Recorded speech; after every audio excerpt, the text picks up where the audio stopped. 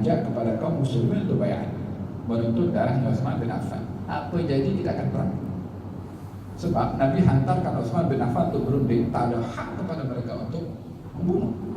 Kalau memang perundingan itu tidak mendatangkan manfaat yang diharapkan, biarkan dia kembali. Tapi dibunuh ini penodaan, macam buta lah. Nabi ambil masing-masing kaum muslimin bayar di bawah pokok yang namanya pokok itu pokok Ridwan. Jadi kisahkan oleh Allah Subhanahu wa taala dalam Al-Qur'an Al-Karim, setelah diambil baiat semua ingin menuntut darahnya Utsman bin Affan, maka tak lama datang berita kalau berita yang sampai kepada Nabi adalah berita yang tidak betul. Barulah di situ Nabi menerima tawaran daripada kaum musyrikin untuk berdamai. Apa isi kandungan perdamaiannya? Banyaklah isi perdamaian. Di antaranya adalah Nabi kena balik tahun ini tak boleh masuk Umrah, tak boleh masuk kota Mekah. Nabi kata setuju. Ini kaum muhajirin yang sudah 6 tahun ni tak jumpa Mekah, dah hatinya berbunga-bunga nak masuk kota Mekah. Nabi bersetuju untuk patah balik. Sains selesai semua, Sayyidina Umar datang kepada Rasulullah. Ini artinya hatinya berkobar-kobar ini. Kata Sayyidina Umar mengatakan, ya Rasulullah, bukankah kita dalam keadaan benar dan mereka kaum musyrikin dalam keadaan batil? Nabi kata, ya. Bukankah kita kalau meninggal dunia dalam keadaan iman kita masuk surga, dan mereka kalau mati dalam keadaan kufur masuk neraka? Kata Nabi, ya betul. Lalu kalau kita benar mereka batil, kalau kita mati di tangan mereka kita masuk surga, kalau mereka masuk neraka, lalu kenapa kita mesti bersetuju untuk mengiyakan apa yang mereka mau secara keseluruhan, sementara memihak kepada mereka yang batil, yang kita yang benar? Kenapa kita menghinakan diri di hadapan mereka? Kata Sayyidina Umar bin Khattab, kata Nabi, ya Umar, saya Rasulullah, Allah tolong saya. Nabi ingin menyentuh hati nurani Sayyidina Umar bin Khattab untuk memberitahukan tindakan saya ini bukan semata-mata tindakan perbuatan yang had dan datang kepada akal pikiran belaka. Saya Nabi Allah. Saya ingin diutus oleh Allah dan Allah tolong saya. Tindakan persetujuan walaupun nampaknya memihak kepada kaum musyrikin, jangan dilihat daripada tindakan logik basyariah. Ini tindakan samawiyah, tindakan daripada langit. Sayyidina Umar datang kepada Sayyidina Abu Bakar Siddiq radhiyallahu anhu, tanya soalan yang sama kepada Nabi. Soalan yang ditanya oleh Sayyidina Umar kepada Nabi, soalan sama ditanya oleh Sayyidina Umar kepada Sayyidina Abu Bakar. Sayyidina Umar terperanjat mendapati jawaban Sayyidina Abu Bakar sebiji macam mana jawaban Nabi, tak kurang. Ketika ditanya tentang bukankah mereka dalam keadaan batil kita hak, Sayyidina Umar, ya. Kata Abu Bakar, bukankah mereka kalau mati masuk neraka kita masuk surga? Kata Sayyidina Abu Bakar, ya. Lalu bagaimana kita merendahkan diri di hadapan mereka? Kata Sayyidina Abu Bakar mengatakan, ya Umar, innahu Rasulullah. Umar itu Rasulullah, dan Allah akan tolong beliau. Nabi kata, saya Rasulullah, Allah tolong saya. Sayyidina Abu Bakar mengatakan, Umar, dia Rasulullah, Allah akan tolong dia. Sayyidina Umar makin takut.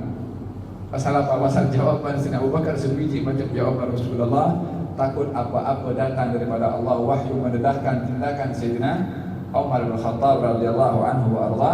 Alhasil pada akhirnya Nabi SAW kembali ke kota Madinah. Yang saat Nabi ingin kembali, Nabi mengatakan kepada kaum muslimin, cukur rambut kamu semua. Kata kaum muslimin, macam mana cukur? Tawaf belum, sa'i belum, tengok pun kepada Masjidil Haram, belum tengok kepada Ka'bah. Yakni tak percaya dengan keadaan yang waktu itu sangat mengejutkan kepada mereka.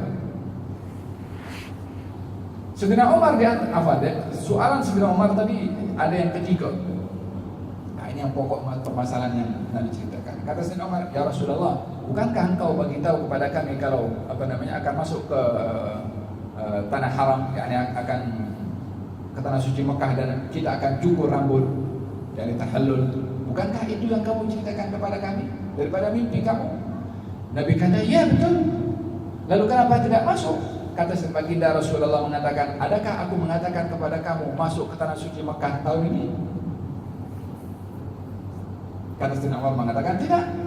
Kalau begitu kita pasti akan masuk. Tapi bilang, biarkan dan Allah menentukan. Ini muntahal qabul, muntahal ridha, yakni puncak daripada penerimaan, daripada ketentuan yang ditentukan oleh Allah, walaupun itu terjadi kepada Nabi Muhammad SAW sebagai tunjuk ajar kepada kita, apa saja yang kita inginkan adalah di bawah keinginan dan kehendaknya Allah. Bila mana Allah tidak berkehendak, bagaimanapun, siapapun, dengan cara apapun juga, untuk mencapai apa yang diingini, kalau tidak diingini oleh Allah, jangan harap akan dapat apa yang diingini. Walhada bil hadits abdi anta turid wa ana urid.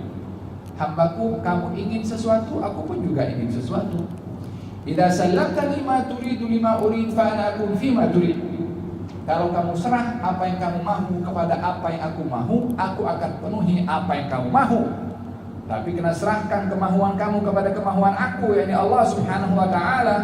Tapi kalau kamu berpaling daripada apa yang aku kehendaki kepada apa yang kamu kehendaki, tiada akan terjadi kecuali apa yang aku kehendaki. Tak ada makna orang kalau apa yang diingini mesti didapat. Dia bukan Tuhan.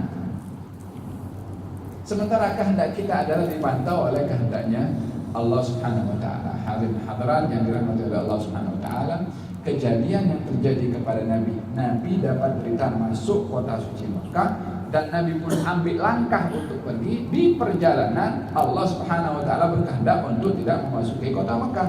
Apa sikapnya? Ridha. Kita hamba, kita tahu batasan di mana kita berhadapan dengan Allah, menyikapi qada-qadarnya Allah Subhanahu wa taala. Kenalilah diri kita sebagai hamba, bukan penentu, bukan pengubah segala sesuatu, tapi menyikapi sesuatu kalau terjadi, disikapi dengan sikap seorang hamba dan tidak menyikapi lebih daripada itu.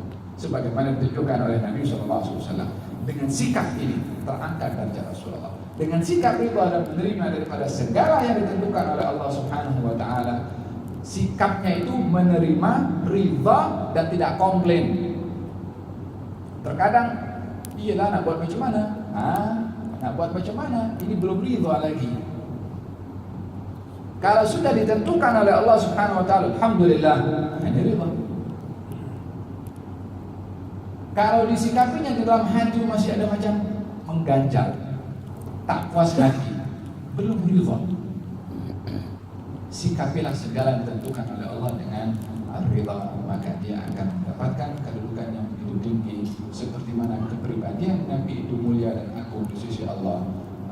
Dalam perhubungannya dengan Allah adalah al-istislamu wa ridha, dengan pasrah dan juga ridha daripada segala ketentuan yang ditentukan oleh Allah Subhanahu wa taala. Hadirin, dengan dua ini, sikap kepada manusia dan sikap kepada Allah Subhanahu wa taala, menyebabkan kedudukan dan kepribadian Nabi sallallahu alaihi wasallam begitu mulia.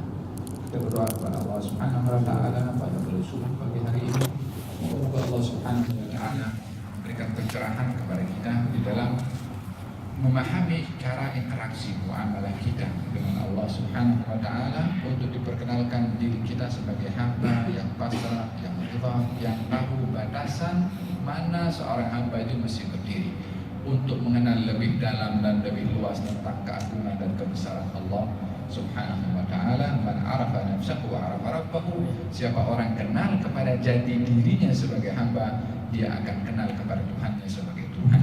Dan moga-moga Allah Subhanahu wa taala berikan taufik dan hidayah sentiasa kepada kita, tahu cara berinteraksi dengan orang lain, mendatangkan manfaat untuk orang lain dan menolak keburukan menimpa kepada orang lain, insyaallah. Allahumma hdina bihudak wa jalna mimman yusari'u fi ridhak wa la tuwallina waliyan siwak wa la taj'alna mimman khalafa amraka wa 'asak. Allahumma faqihna fid din 'allam tawil. Allahumma inna na'udzubika min ilmin la yanfa' min qalbin la yakhsha min nafsin la tashma' wa min da'watin la yustajabu laha. Wa sallallahu alaihi wa ala alihi wasallam. Walhamdulillahi rabbil alamin. Taqabbalallahu minkum. Amin. Taqabbal ya karim.